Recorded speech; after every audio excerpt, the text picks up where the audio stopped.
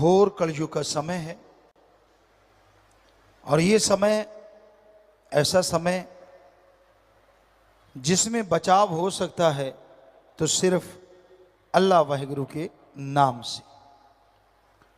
इंसान की मन इंद्रियां इतने फैलाव पे हो गई हैं कि उनके सामने गुरुमुखता इंसानियत टिकती ही नहीं। टिकती उनकी है, वो इंसानियत पे कायम रहते हैं, वही मानवता को कायम रखते भी हैं जो सेवा और सुमरन करते हैं। सुमरन करने के लिए कोई अलग से जगह नहीं चाहिए। आप अपने घर में परिवार में रहते हुए आराम से सुमरन कर सकते हैं। बोल के करें, अंदर ही अंदर करें, जिह्वा से करें, ख्यालों से करें। पर कई बार इंसान कहता है उससे सुमरन होता नहीं, बड़ी हैरानी होती है। किसी का दिमाग विचार शून्य नहीं होता। हर इंसान के अंदर विचार सदैव चलते रहते हैं। ये अलग बात है, ज्यादातर लोगों के अंदर गलत विचार चलते हैं और कम अच्छे विचार चलते हैं। कम लोग ही होते हैं जिनके अंदर अच्छे विचार ज्यादा चलते हों और बुरे कम चलते हों। अगर ऐसा है तो वो भक्ति करता है, अगर ऐसा है तो वो सुमरन का पक्का है या सेवा करता है या दृढ़ यकीन है मालिक पे। इस वजह से तो पॉसिबल है कि बुरे विचार अंदर कम चले। अदरवाइज मन, ये नफ्स शैतान, बेलगाम घोड़े की तरह कहें या और रॉकेट की तरह कहें, क्या नाम दें इसको। आज के आधुनिक युग में बच्चे यही समझेंगे शायद कि आम तौर पे कहा जाता है ये गाड़ी 0 से 5 सेकंड में, 7 सेकंड में 100 पे जा सकती है। और मन की सुई 100 से शुरू होती है, उसकी 0 है ही नहीं। उसका पहले ही जब स्पीडोमीटर पे पैर रखता है तो 100 पहले ही आया होता है। अब जरा सोचिए, उतने सेकंड में तो वो हजारों किलोमीटर की स्पीड पे चला जाता है। यानी आपके विचार आपको पता ही नहीं चलता कब आसमान पे पहुंच जाते हैं और कब पाताल में चले जाते हैं। कभी तो आपको दिखाएगा वाह तू ही आदमी है यार, बाकी तो कोई है ही नहीं, और कभी दिखाएगा तू तो मुर्दा है। हल्ला शेरी देता है मन इंसान को, वाह वाह तू ये कर दे, कोई जगह मिल जाए, कोई बात हो, कोई ये हो वो हो, बस फिर मन पंपिंग पंपिंग खूब पंप देता है। और आदमी कहता है मेरे जैसा तो बंदा पैदा ही नहीं हुआ। तो ये मन जालिम से लड़ना ही भक्ति है इस कलयुग में। आप दिखते कुछ और हो, अंदर प्रोग्राम कुछ और चल रहा होता है। यानी दुकान का लेवल जो लगा हुआ है और उसके अंदर सामान कुछ और ही रखा हुआ है।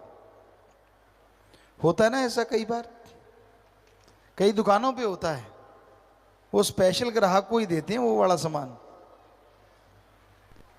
आम ग्राहक तो जो पड़ा होता है उसी को देख के सामान ले जाते हैं, लेकिन कुछ स्पेशल होते हैं उनको वो वाला देते हैं जो लिखने में दिखने में नहीं होता।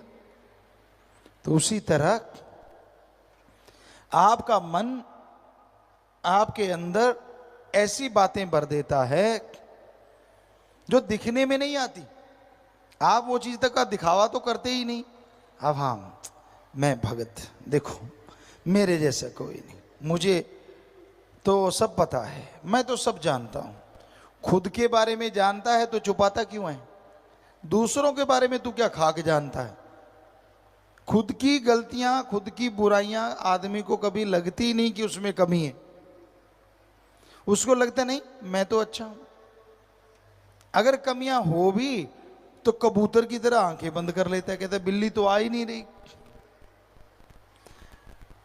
वो देखता भी है कि हाँ जो गलत करते हैं वो भरते हैं, लेकिन उसको ये लगा रहता है नहीं नहीं मैं नहीं, मेरे में कुछ नहीं। कबूतर वाली बात आपको कई बार सुनाई है, हमने अपनी आंखों से देखी है।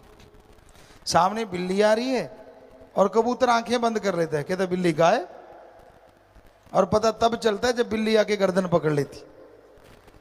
तो उसी तरह आप जो मन की रोटियां सेकते हो, जो गलत गलत बोलते रहते हो, बिल्ली नजदीक आ रही है भाई। जितनी मर्जी आंखें बंद कर लो, जितना मर्जी ये सोच लो कि मैं तो कुछ भी नहीं करता, मैं तो बिल्कुल दूध का धुला हूं, करते रहो, और जब बिल्ली ने आना है तो उसने पकड़ लेना है। सो कहने का मतलब, जो बुराइयां आपके अंदर हैं या जिन बुराइयां, नाता जोड़ो। जितने दिखावे करोगे, जितने पाखंड करोगे, जितना ढोंग करोगे, उतना ही अल्लाह वाहिगुरु राम से दूर होते जाओगे।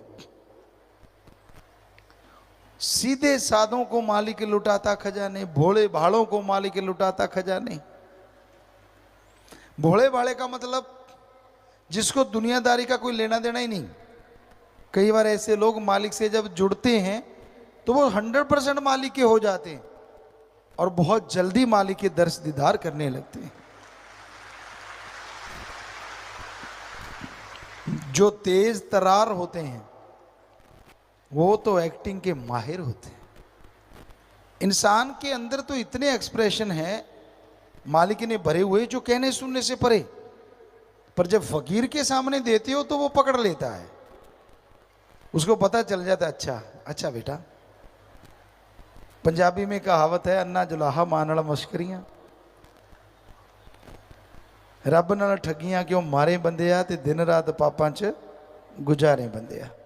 वो ऐसे नहीं, किसी को एहसास हुआ होगा तभी ऐसे गाने या दोहे छंद बनते हैं। और ये हमने देखा है, आदमी को तो बुद्धू बनाता ही है, भगवान को भी बनाता है, सतगुरु को बनाता है। उसकी चालें, उसके दिखावा, उसका चाल ढाल, उसका सोच जब हम देखते हैं तो बड़ा ही दुख होता है।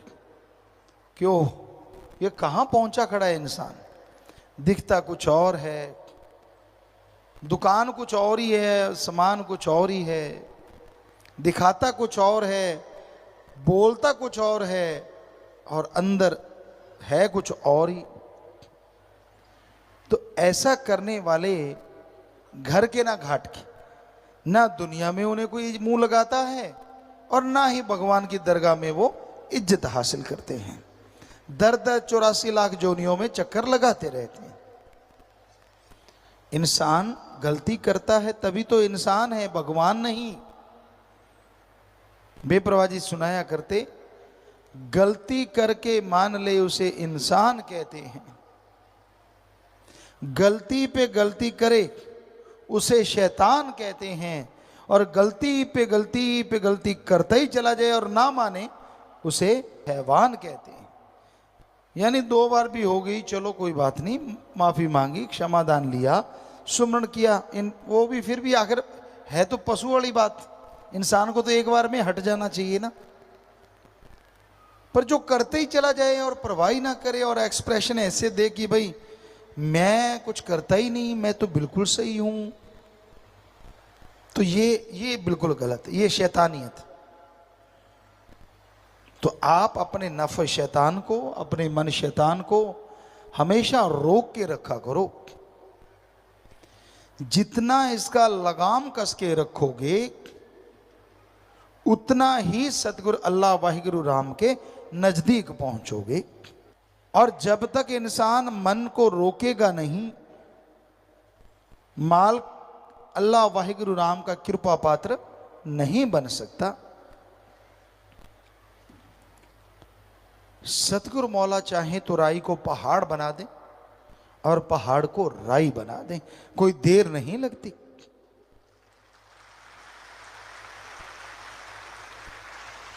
लेकिन पात्र भी तो चाहिए, उसको झेलने वाला भी तो चाहिए, लेने वाला भी तो चाहिए। दया में रहमत तो मूसलाधार दिन रात बरसती है। अरे अमृत की तो बरसात हो रही है, पर आपका घड़ा ही औंधा पड़ा है तो अमृत क्या करेगा? उल्टे घड़े में एक बूंद नहीं जाती अमृत की। सो मन की उल्टी सोचों में जो उलझे रहते हैं, जो मनमते चला करते हैं, सब कुछ पाके भी उन्हें उसका एहसास नहीं होता। और जो मन से लड़ते हैं, थोड़ा सा पाके भी बहुत बड़े एहसास का हासिल कर लेते हैं और खुशियों से लबरेज रहते हैं।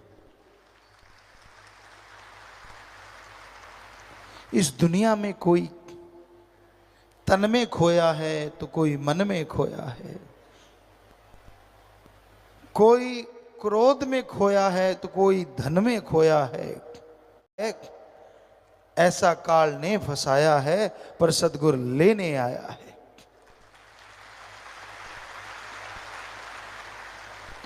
काल का जुल्म सितम रूहों पे होता है तो सतगुरु पीर फकीर आते हैं, संत आते हैं, भगवान उन्हें भेजता है कि जाओ मेरी औलाद को समझाओ।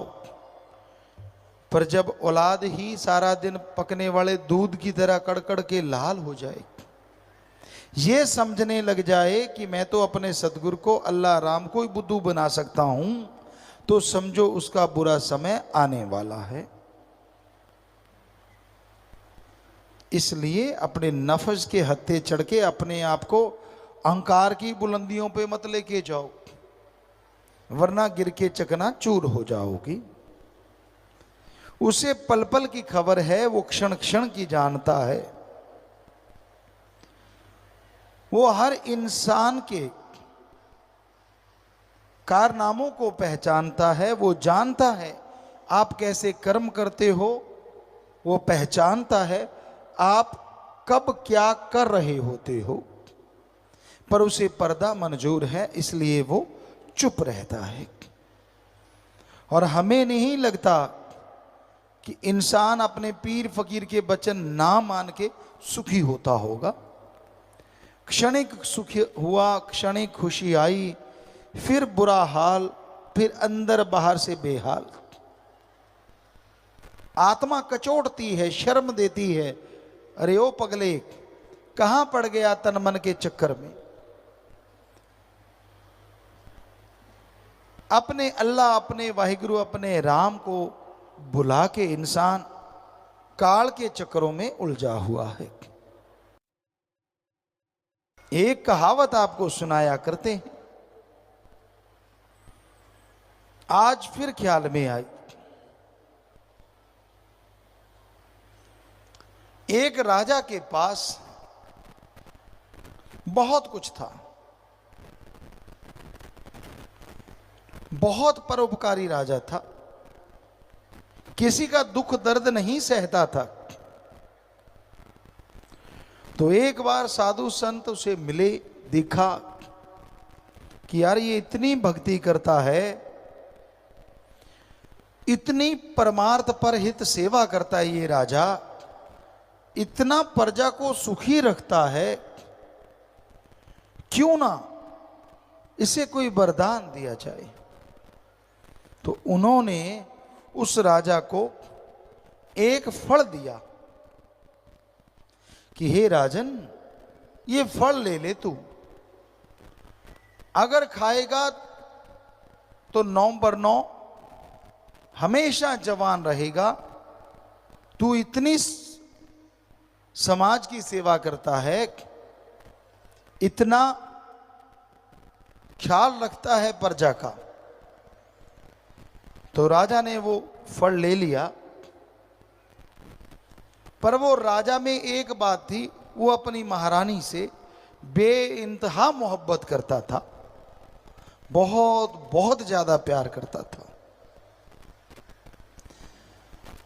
तो राजा ने वो फल अपनी महारानी को दिया।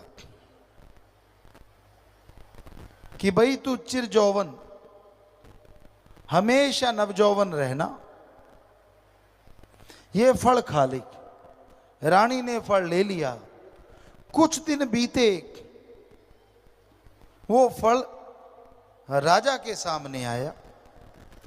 घूम घुमा के उसे एक वेश्या फल दे रही थी। राजा हैरान रह गया, ये फल तो महारानी को दिया था और ये फल मुझे एक वेश्या दे रही है। उसने पूछा इसमें क्या फर्क, क्या है इस फल में? तो वेश्या कहेंगे, हे राजा,